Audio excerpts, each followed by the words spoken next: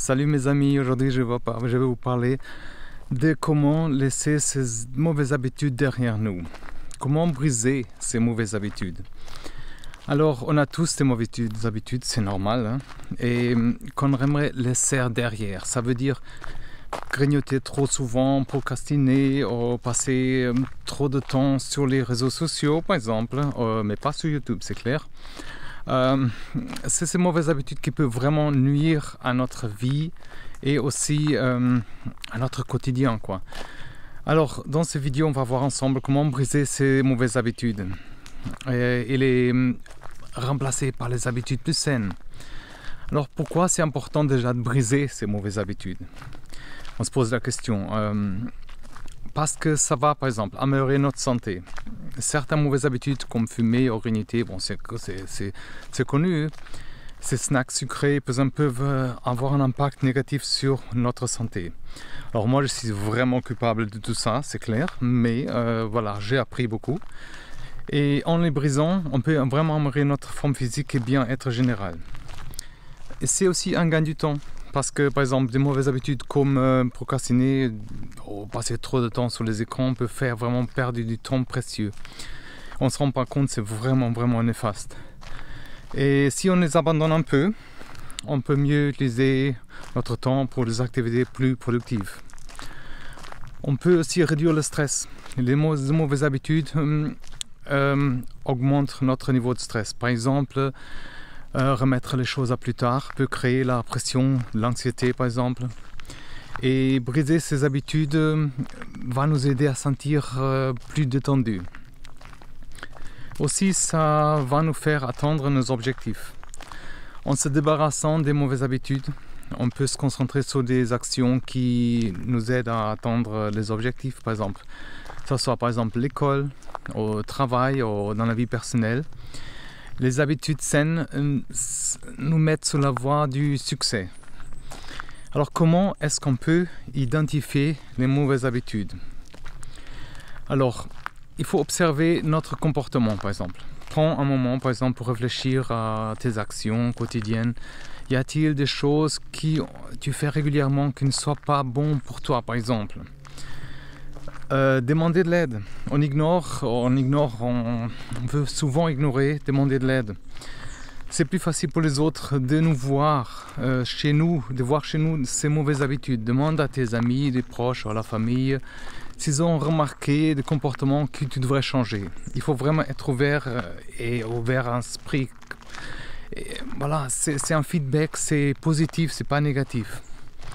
Aussi tenir un journal, parce que grâce à par exemple, si on garde une trace sur toutes nos activités pendant une semaine, écrit qu'est-ce qu'on fait par exemple, et on remarque par exemple les habitudes qui ressortent. Et là, ça peut nous aider à voir les effets ou tout ce qui est les motifs qu'on n'a pas remarqué avant sur certaines choses. Et évaluer l'impact. Par exemple, pense à l'impact de chaque habitude sur ta vie. Est-ce que ça te rend plus heureux, plus en forme, plus productif? Et si la réponse est non, c'est probablement une mauvaise habitude. Voilà. Des stratégies pour briser par exemple les mauvaises habitudes. Une fois qu'on a par exemple identifié les mauvaises habitudes qu'on veut changer, il est temps par exemple de passer à l'action. On va voir comment certaines stratégies pour briser tout ça. Déjà, comprendre le pourquoi. Il est important par exemple de comprendre pourquoi on a une certaine habitude. Qu'est-ce que nous pousse à agir de cette façon? Par exemple, si on grignote souvent, est-ce que c'est par ennui, stress ou simplement par habitude? Comprendre par exemple pourquoi, ça va nous aider par exemple à trouver une alternative plus saine. Remplacer par exemple pour une habitude plus saine. Déjà ça, au lieu de simplement essayer de stopper une mauvaise habitude, on peut le remplacer pour une autre saine, bien sûr.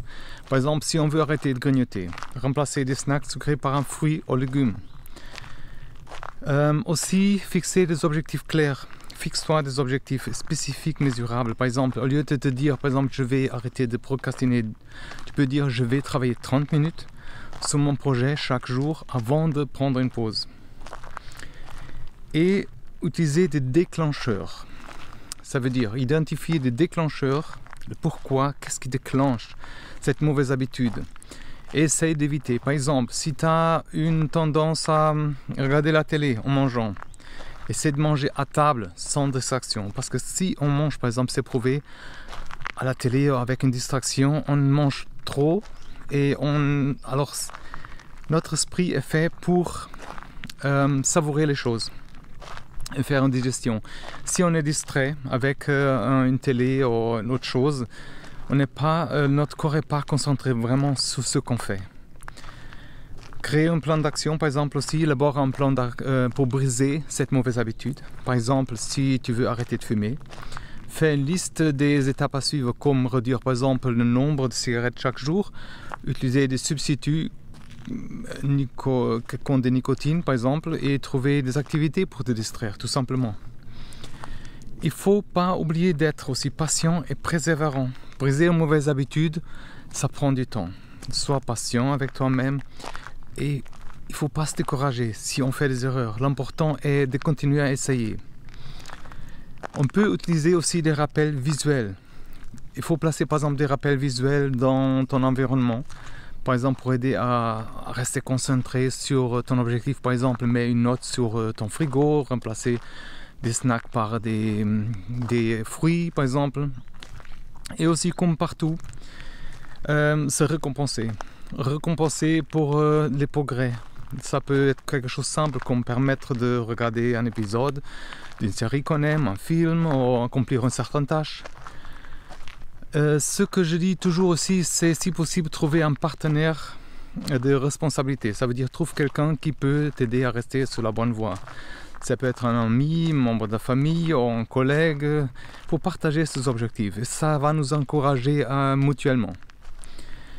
Utiliser aussi des applications, déjà qu'on est dans un monde connecté, quoi. Il existe plusieurs applications qui peuvent nous aider à voir progrès et rester motivé, par exemple à Bitbull, à Bitika ou par exemple Strides. Il y a des autres, mais par exemple, des exemples concrets qu'on peut dire des mauvaises habitudes et comment les briser. Procrastination, par exemple, identifier le pourquoi. La procrastination peut être causée par la peur de l'échec, par exemple, le manque de motivation ou simplement l'habitude de remettre les choses à plus tard. Il y a aussi les stratégies, par exemple, diviser des tâches, des grandes tâches en petites tâches pour les rendre moins intimidants et utiliser la technique Pomodoro, comme je disais dans notre vidéo, travailler 25 minutes et faire une pause de 5 minutes, répéter tout ça, fixer les délais aussi. Par exemple, donne-toi des délais pour chaque tâche pour éviter, par exemple, de remettre plus tard. Grignotage, déjà qu'on parle de ça. Identifier pourquoi est-ce qu'on grignote. Le grignotage peut être dû par exemple à la nuit, au stress, l'habitude, au manger devant la télé, comme je disais avant. Stratégie, par exemple, remplacer des snacks sucrés par des options plus saines. Des légumes ou des fruits, par exemple, boire de l'eau. Parfois, la soif peut être confondue avec la faim. Boire un verre, par exemple, de l'eau pour grignoter, au lieu de grignoter. Occuper tes mains, par exemple, trouver une activité pour occuper tes mains, comme dessiner ou tricoter pour éviter de grignoter par la nuit. Si, par exemple, tu passes trop de temps sur les réseaux sociaux, tu peux identifier, par exemple, pourquoi. Cela peut être dû à l'habitude, à la recherche, par exemple, de distraction, à l'envie de se connecter avec des autres. Par exemple, fixe des limites de temps. Utilise des applications qui limitent le temps de passer sur les réseaux. Créer des zones sans écran, par exemple, dans ta maison, d'utilisation des écrans, par exemple. Trouver, par exemple, des alternatives remplace le temps passé sur les réseaux sociaux, par exemple, par des autres activités comme lire, ou l'exercice, ou passer, par exemple, du temps avec des amis ou des personnes, ou un nouveau projet. Tu serais étonné ce qu'on avance, par exemple, avec le temps qu'on passe sur les réseaux. Au lieu de ça, si on se dédique à un projet, comme par exemple vers un autre projet comme par exemple une chaîne YouTube, par exemple. Alors, c'est impressionnant ce qu'on peut avancer. Le temps qu'on perd, c'est étonnant qu'on n'a pas remarqué avant. Ça veut dire comme ça. Et par exemple, même si tu as un vice de fumer, identifier pourquoi. Fumer peut être une habitude sociale, bien sûr, une réponse au stress, une dépendance physique. Une stratégie, par exemple, comme je disais, c'est utiliser un substitut, des patchs ou des gommes nicotine pour réduire progressivement, par exemple, être dépendant. Trouver des distractions, trouver des activités pour te distraire quand tu te stresses, envie de fumer, mâcher un chewing-gum ou aller se promener, par exemple. Chercher du soutien aussi, chercher un groupe de soutien, au parlant professionnel, la santé pour obtenir l'aide. Alors, surmonter les obstacles. Pour briser les mauvaises habitudes, c'est pas toujours facile. On va voir comment est-ce qu'on peut, quelques obstacles courants, et comment est-ce qu'on peut, par exemple, les surmonter. Les rechutes, ça c'est une chose que ça nous arrive. Il est normal de faire des erreurs et de retomber dans les vieilles habitudes de temps en temps. Alors c'est important de ne pas abandonner, je te dis. Si tu fais une erreur, c'est pas grave. Reprends simplement le lendemain et tu vas voir, ça va aller, ok? Il y a aussi le manque de motivation.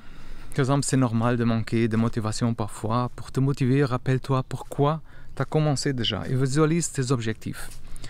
Parle à ton partenaire, par exemple, de responsabilité, ou regarde des vidéos inspirantes. Il y a aussi les distractions. Les distractions peuvent facilement nous détourner de nos objectifs. Pour les éviter, crée par exemple un environnement propice à la concentration, désactive les notifications sur ton téléphone et trouve un endroit calme pour travailler. Alors le manque de temps, c'est une autre chose. Si on a l'impression de manquer de temps, on peut essayer de mieux organiser notre journée, prioriser les tâches et éliminer par exemple ceux qui ne sont pas nécessaires, importants, essentiels. Utiliser la gestion de temps, par exemple comme je disais avant, Pomodoro et batching. Et alors après il y a l'épuisement. Ça aujourd'hui c'est vraiment un souci quoi.